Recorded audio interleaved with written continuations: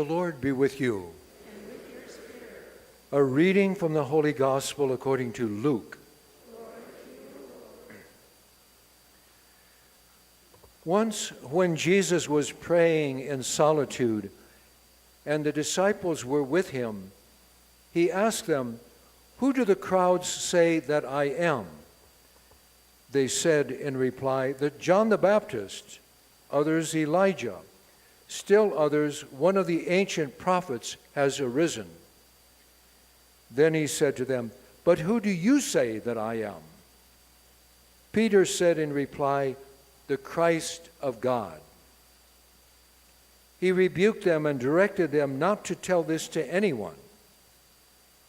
He said, "The Son of Man must suffer greatly and be rejected by the elders, the chief priests, and the scribes, and be killed, and on the third day be raised." Then he said to all, "If anyone wishes to come after me, he must deny himself and take up his cross daily and follow me. For whoever wishes to save his life will lose it, but whoever loses his life for my sake will save it."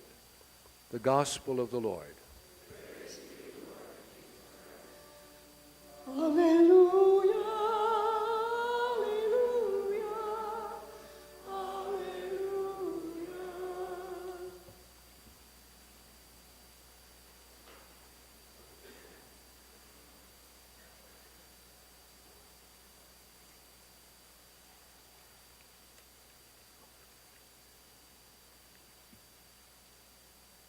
Arthur Gordon wrote a book called A Touch of Wonder. And in the book, he tells how one day he was talking with a friend, an elderly psychiatrist, about a problem in his life.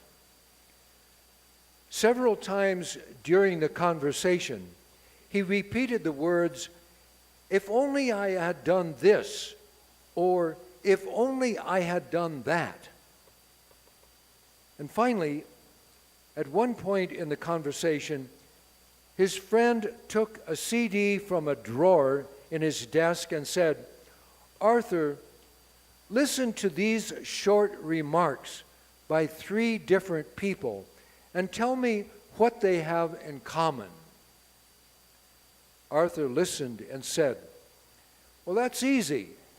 All 3 have a problem a lot like mine. There is some obstacle in their lives that keeps them from moving forward in a productive way." And after taking the CD out and putting it back into the drawer of his desk, the elder psychiatrist said to his friend, "Arthur, there's only one way to deal with the kind of problem that you have described." "What is it?" asked Arthur. And his friend said, "You have to change your focus. Stop looking back at the past with regret. Start looking to the future with resolve. Stop wasting your energy brooding over what might have been. Start using that energy to explore possibilities that you never dreamed could still be open to you." Helen Keller, who was deaf, blind, and mute, put it this way: "When one door of happiness closes, another one opens. But we look so long at the closed door that we don't see the one which has been opened for us." And that brings us to today's gospel. In it, Jesus is talking to people who want to leave the past behind and begin new lives as members of God's kingdom. like most of us, they have some obstacle in their lives that threatens to keep them from doing this. Jesus says to them in so many words, stop focusing on the price involved in leaving the past behind and following me as members of God's kingdom. Start focusing on the pearl of great price that you gain by picking up your cross and following me. Or to use another image that Jesus uses someplace else, he is saying, stop focusing on the cost of the field that you want to buy and start focusing on the treasure that will be yours if you buy it. And that brings us to each one of us here in this church. How could today's gospel apply to our lives right now? What could Jesus be saying to us personally? What cross could Jesus be inviting us to pick up daily and follow him? Could it be that he is inviting us to love again after our love has been rejected in a way that makes us want to get revenge? Could it be that he is inviting us to hope again after having our hopes dashed to the point of despair? Could it be that Jesus is inviting us to believe again after having had our faith shaken to the point of having it die? Could it be that Jesus is inviting us to pick up the pieces and start all over again after having had our dreams crushed to the point of wanting to quit? But how do we leave the past behind, pick up our cross daily, and follow Jesus to a new life in God's kingdom? How do we do this? Think about this story of a man who had every reason not to do this, but decided to do it anyway. The author Alice Camille first met him in a wheelchair in front of a bookstore. One of his arms was uselessly and awkwardly in his lap. The other arm was still filled with life and waved a plastic shopping bag in her direction.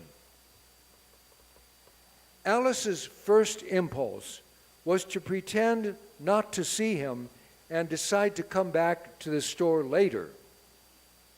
But it was too late. Because the man was not able to speak clearly, he motioned to her by signs to reach into his plastic bag and take a look at a couple of cards inside of it. Well, Alice hesitated, but finally she politely took out the cards. She could hardly believe what she saw. Each card was a hand-painted reproduction of some well-known work of art. Even though he couldn't speak with words, the smiling, deformed man had found a way to speak through his painting. He was a man who could have sat at home staring at the wall or at the TV set, thinking, if only I had not suffered a stroke 18 years ago, if only I were like other people who have health and endless opportunities at their disposal. But no, not able to speak like other people, he had found a way to speak a message of joy through his paintings. Alice felt like Moses in front of the burning bush, wanting to take off her shoes. Here was a man scorched by infirmity and yet not consumed by it. She said she felt as though she was standing on holy ground. The story of the man in the wheelchair sends a message to each one of us. It's the message that the same Jesus who invites us to pick up our cross daily and follow him gives us the strength to do it. St. Paul put it this way in his letter to the Philippians: I have learned this secret, so that anywhere, at any time, I have the strength to face all conditions by the power that Christ gives me.